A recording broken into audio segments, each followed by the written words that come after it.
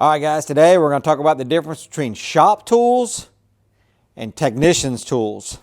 You're going to like it. Let's get into it. We're going to keep this real simple. We're going to walk around, we're going to look at a few things.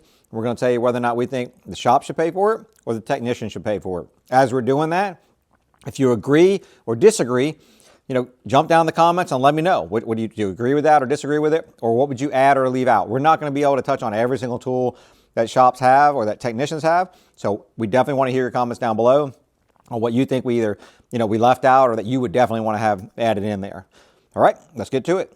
Start with the easiest thing that I hope probably will not going to be any kind of a debate on this, and that is hand tools, things like sockets and ratchets and screwdrivers and wrenches and breaker bars and pry bars and stuff like that. I feel like are the technicians. That's a technician's responsibility. There's some shops that will provide everything. That's a very small select few shops, and there's some shops that provide absolutely nothing. That's a small set of shops. We live in the middle, and this is one of the things that all of us that live in the middle kind of say, you're a technician. We would expect you to have this kind of tools available to you in your own personal kind of arsenal. These, to me, are not technician buys. These are shop buys because these are very vehicle-specific tools. This is a timing kit, so it's a timing tool kit. I know it sucks because there's tons of them, right?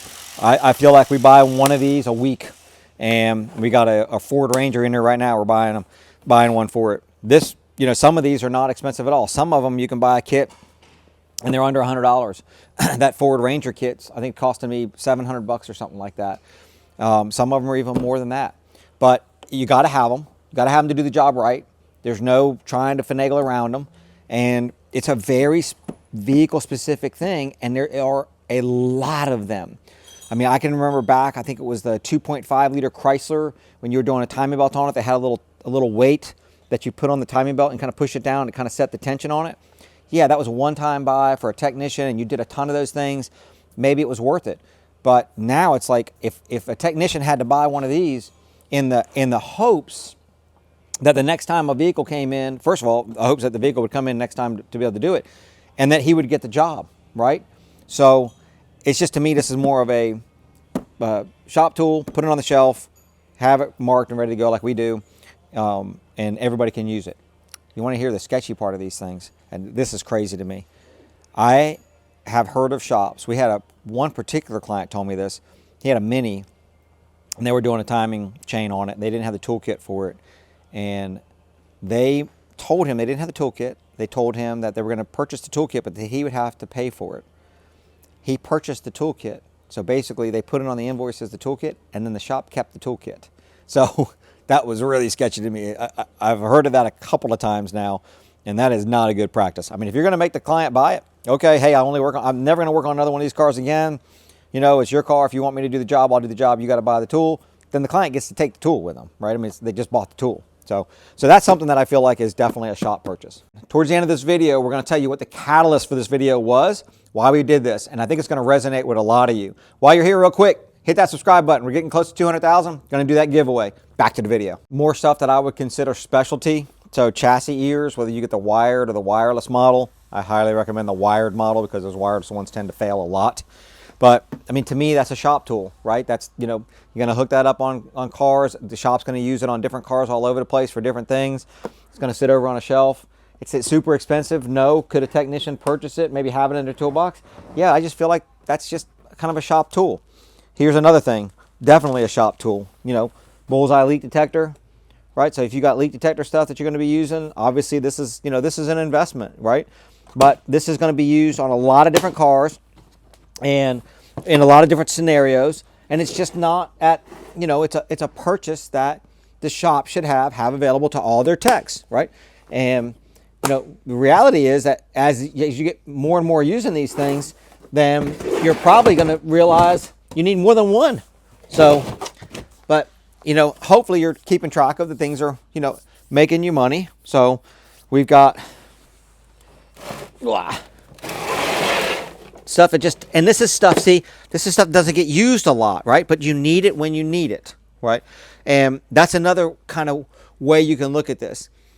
if you're a shop owner and you got something, let's say about like this, right? Which this is for checking turbos, for checking the intercooler tubing, things like that, for any kind of leaks, right? And if you're a shop that's doing a lot of them, then great. That's going to be a good purchase for you. But you may be a shop that doesn't do a lot of them, but you need it. Either way, I feel like that's a shop purchase. Same thing about the smoke machine that would hook to it. So you have a high pressure smoke machine, a low pressure smoke machine. The high pressure smoke machines can get quite expensive. Some of those things can be $3,000 or $4,000, but even a low pressure smoke machine, even an inexpensive one, is $1,000. It's just a shop tool, right? Let's make it easy for technicians to come and work for us, right? Let's tell them, roll your toolbox in, bring your hand tools in, bring your electric impacts, bring your air impacts, air ratchets, electric ratchets, whatever, your hand tools, bring them in here, and from there, we got you. What's the technician's responsibility to purchase when it comes to electrical, testing tools, things like that? Well, you got your meters, right? So if you got, get you a good meter, fluke meter, something like that, that kind of your responsibility. Is that an expensive purchase? It can be. I mean, that's $600-700 for a good meter. But I mean, I feel like that's more of a technician's tool, right?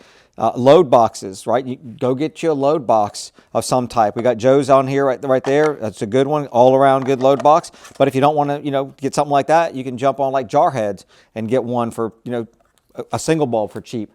No excuse not to have these, in your arsenal. And you want to have that, so you go get it, you use it. To me, these are like, things are going to happen to this.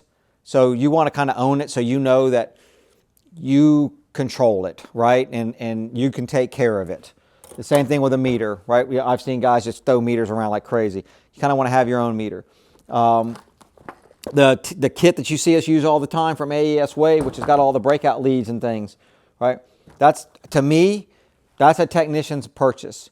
And that's where a lot of guys are going to go, well, man, I feel like the shop should purchase that.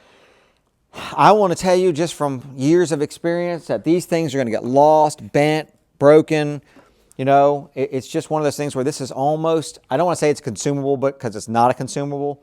But again, you want to take care of your own. Maybe you work with some guys that are maybe a little less stringent about putting things back. You want to make sure all this is put back, is put back when you are done with it. Real quick. We love AES Wave. You want to purchase this kit, Vision's coming up, and they usually have a really good deal on these things at Vision. And even on their website when Vision happens. Where did this whole kind of idea about what should shops buy and what should techs buy come from? Right here. It came from the scanners. So scanners to me are a purchase that a shop should make for me pretty much every time. Now, I'm not saying that if you are a technician, if you want to purchase a scanner, go purchase a scanner. But you shouldn't have to purchase a scanner to do your job. It's just something that should come if you're working on vehicles. If you're working on vehicles today, you got to have a scanner of some type. And this is something that I think the shop should provide. And the shop, my opinion, should buy enough scanners where people aren't standing around waiting for a scanner to get used, to be able to do their job. A shop shouldn't want that to happen anyway. So this is, for me, this is a big one for me. And where it kind of struck home was I had a technician that came to work for me. He's been working for me for a long time now, 7, 8 years, something like that. And when he came to work for me, he had a Snap-on Modus, I want to say, and he was, it was an $8,000 scanner, and he was making payments on it, right? And I don't know, if I remember right, I want to say that he needed to buy that to be able to do his job at the last shop. Don't quote me on that, but I think he did. But it's like, why? You don't need to have that. When he came to the shop, we're like, you can use it, no problem with it, use it, rock on with it, and but you don't have to. We got the scanners in there. So some guys just want to have their own scanner. They want to keep their own files and stuff like that, and that's great. At the end of the day, most of us just want to fix cars, want to get in, want to get out. This is something we got to have. This is something a shop should provide. All right, guys, so there's my opinion on tech's responsibilities and shop's responsibilities when it comes to tools. We appreciate you guys watching. If you liked it, you know what to do. Hit that subscribe button. Getting close to 200K. When we get there, we're doing a giveaway. Hit that bell notification so you know when we're posting a video. Hit that like button for this one and leave a comment down below. Let me know what you think about my list and if you would add or take away from it. Appreciate you watching. See you in the next one.